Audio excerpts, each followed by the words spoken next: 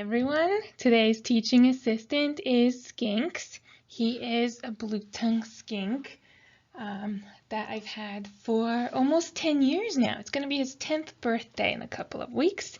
He's called a blue-tongue skink because he has a blue tongue. I know he's not everyone's cup of tea, but I saw him at the Toronto Humane Society in a Tupperware container, and I just had to bring him home and give him a proper house. So yeah, he is the strangest of my zoo.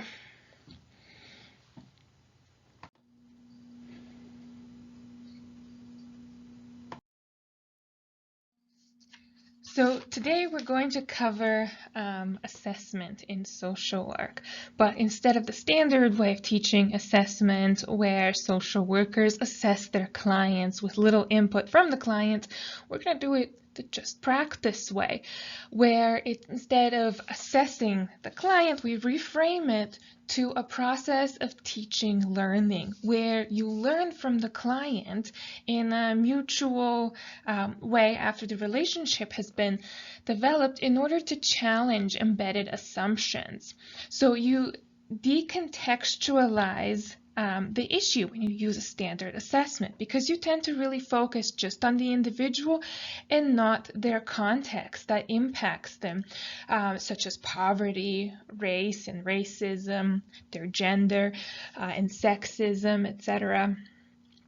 So we need to account for positionality better than we do with the standard assessments, and we'll talk about how we can do that.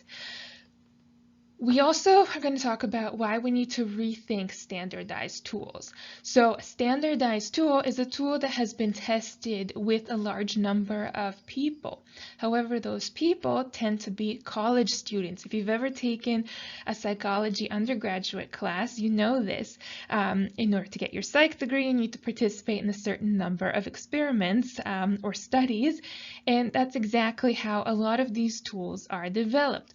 First with college students, and then they're tested with other populations. But the fact that you start with the college student base, which tends to be very middle class, white, already grounds that tool or survey in a certain perspective or positionality that does not reflect everyone's perspective or position.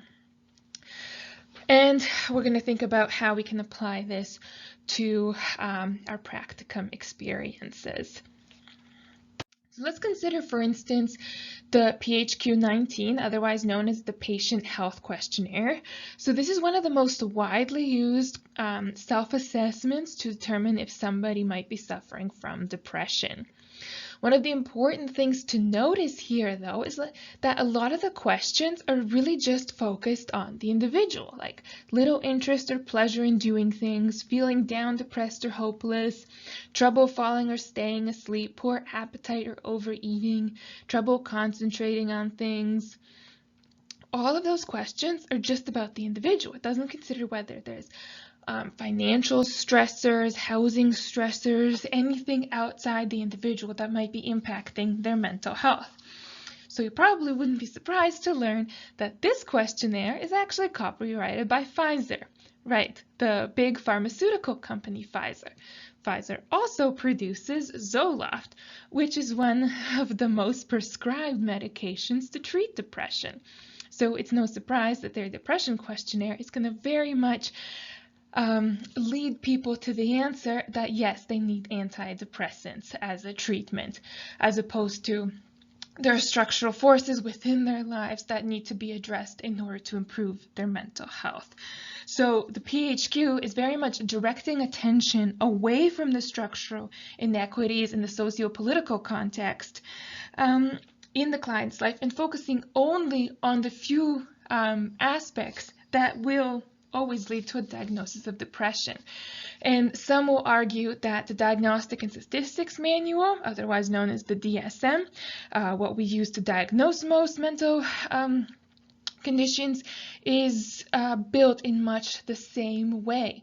That things like ADHD, for instance, the way that children's behavior is quantified and categorized by the DSM leaves us little other options for alternative diagnoses, such as, for instance, classrooms that don't take kids' needs into account necessarily. Let's look at a case study. So Doreen is a 27-year-old Mohawk woman referred to clinical social work by a physician for assessment due to concerns about her sleep problems and flat mood. Despite having a college degree, Doreen has been unable to find work. She and her daughter were living with her parents on First Nations land. Family home lacked access to clean water due to contaminated well system, and government bureaucracy had not addressed the problem. Doreen describes how a growing First Nations land claim movement in her community has resulted in more direct forms of discrimination and racism around her community, which she sees as also affecting her ability to work. Doreen is feeling stuck and losing hope for her future. So if we were to use the PHQ-9 as a primary assessment tool for Doreen, where would we focus our attention? We would focus on the referral, right? It talks about her sleep problems and flat mood. And then we might also focus on the fact that she's losing hope for her future and feeling stuck. We would completely miss anything about her structural environment that might be impacting her mental health, such as the lack of access to clean water, poverty due to discrimination in employment practices. So we want to approach Doreen from a teaching learning process and look at more than just the questions on the standard assessment tool. We want to look at the person as a whole, not just at some very narrow specific problems that our assessment tool tells us to look at, but other factors that might be impacting the client. So that's why we need to assess the assessment tools. So I know in all of our practices, there are risk assessment tools and intake assessment tools that have been around for ages, and it's just accepted practice that that's what we use. But we really need to consider what assumptions are made about the cause of problems or directions for intervention by these tools. What assumptions are being made about the person being assessed? And what aspects of a person's life are they addressing, and what are they completely ignoring? Does the tool take a problem-focused approach, or does it look at their strengths? And we also have to consider what language the tool uses. Is it a highly academic language? Is it English only with no translations? Is it culturally relevant to people who are not white, for instance, or even to just other cultures? We see that a lot with just your standard holidays within the US, right? They're very much from a Christian perspective. And if you have a religious holiday that is not Christian that you want to celebrate, it's an issue, right? You have to request time off work and lose pay. It's not a public holiday. So even just the way our work is structured is from this white Christian point of view that limits other perspectives and voices. So that's why we really need to be critically conscious of what's going on and recognize that we are a learner, and we need to really question why things are the way they are. So we need to look at the underlying political and economic processes that might be impacting how we do practice. And we need to really think about how our agency and its practices might inadvertently continue to contribute to oppression and the silencing of the client population. So we need to realign ourselves in solidarity with those who have been excluded in the past. So some of the key questions that we might ask ourselves and in our practice is, what is happening and why is it happening? To whom is it happening? And what led to this situation, right? Don't just assume that you know the causes of a situation. Look back at the history and the trends and consider why these problems happened and what further problems might result in the future. So part of this involves really listening to the stories and the voices of our clients and the communities within which they live. So we need to appreciate their meaning that they give to events. We need to look at how they're affected by the helping systems that they engage in, because as we've learned in the past, those helping systems are not always helpful. So we need to recognize the value of the voices that may often go unheard to make sure that we really are helping. So instead of asking what's wrong with you, we can ask what happened to you, right? What power and meaning have you experienced in your everyday life that now impact the way that you interact with the world? And the textbook gives a couple examples of these stories. We'll only focus on one here, and that's the lessons from rural families and schools. So the school systems reported a lack of parental engagement, but when the social workers came in to evaluate the situation, they found that in general, the school system had not respected parents' past experience and had not listened to their definition of success for the children. So they came to the situation from a place of critical understanding to engage the parents and talk to them about how they would define their child's success and what they needed in order to engage with the school. So it recognized the parents' strengths in order to assess barriers and build leadership. And this goes back to some of the concepts we learned from Chapter 2, where we talk about power within, power between, and power together. So getting individuals to look within themselves and work together to build their collective strength and create change. So there's a lot of power in the process itself. So once you understand how oppression works, you need to start addressing it, right? And part of that is going to be recognizing that there's a creeping in of privilege and oppression within the organizations and within helping systems. So we need to address the fact that we very often decontextualize the person, right? As I mentioned, we focus on the individual as opposed to their psychosocial environment. We deny the existence of racism, sexism, heterosexism, ableism, and other forms of discrimination to focus only on one person at one point in time. And some of this could be encouraged by the organization's policies themselves that might be colorblind and other neutral policies that ignore structural inequalities. So one example would be the definition in shelters of how they're only for women, without recognizing the presence of non-binary individuals and transgender women, excluding them from services. So we need to assess how our policies might be contributing to these discriminations. We also need to consider how everyday power of microaggressions and micro-inequities in larger societies are being replicated within our helping systems.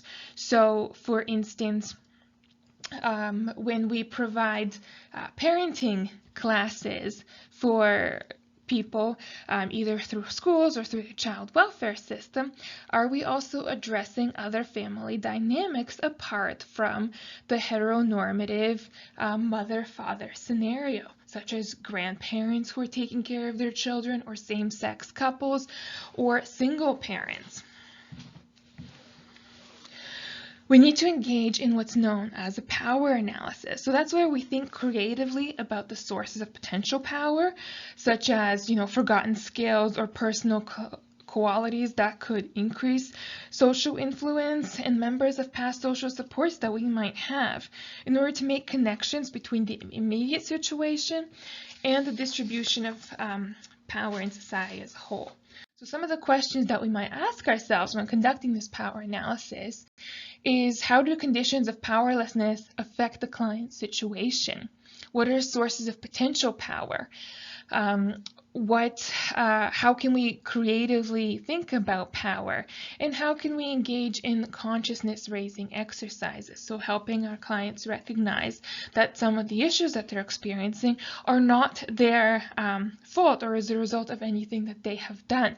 It's the fault of larger structural inequalities. Like, for instance, back to Doreen for a second, we can consider her difficulties with finding employment are likely very much connected to her race, right? Because there's that current dispute going on within her community that has resulted in a widespread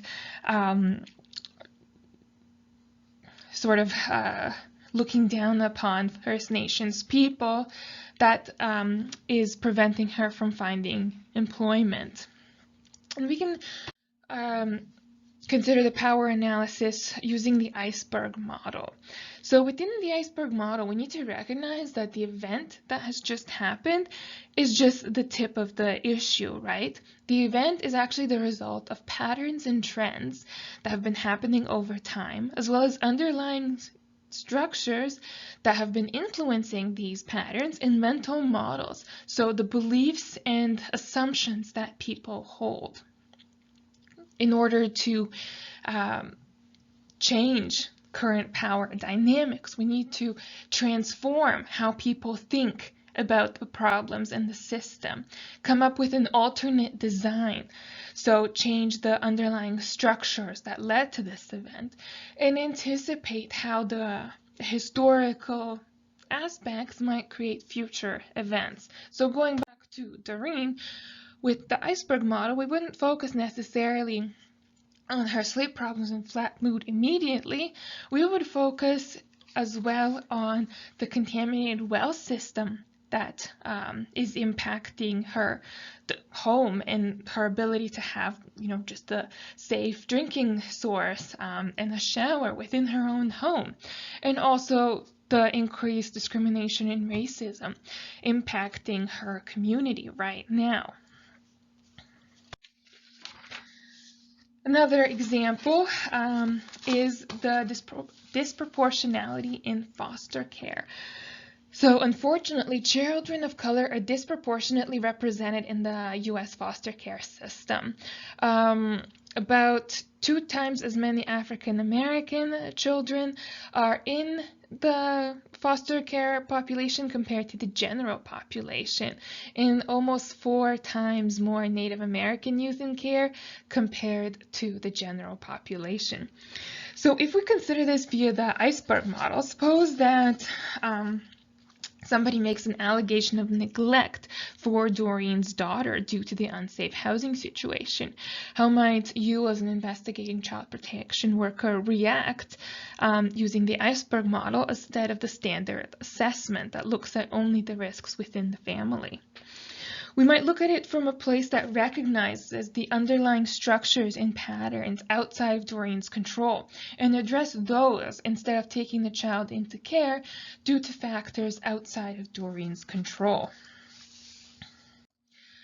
And that's why the teaching learning process is very much in line with human rights perspective, because it incorporates the human rights framework into the practice of family therapy and social work more generally.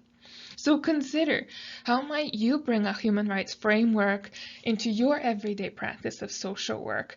What might your practicum look like if it was informed by human rights framework?